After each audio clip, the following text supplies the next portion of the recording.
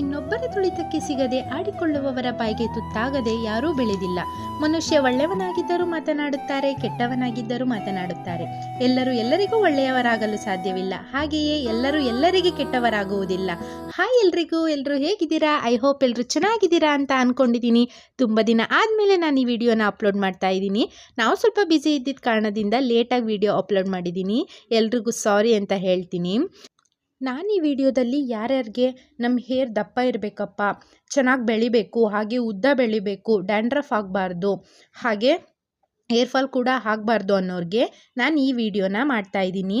ಈ video full details ಯೂಟ್ಯೂಬ್ನಲ್ಲಿ ನಾನು ಫುಲ್ಲು ವಿಡಿಯೋನ ಅಪ್ಲೋಡ್ ಮಾಡಿದ್ದೀನಿ. ಪ್ಲೀಸ್ ಹೋಗಿ ಚೆಕ್ ಮಾಡಿ, ಸುಮ್ಮನೆ ನೋಡಬೇಡಿ. ಪ್ಲೀಸ್ ಸಬ್ಸ್ಕ್ರೈಬ್ ಮಾಡ್ಕೊಂಡು ನೋಡಿ.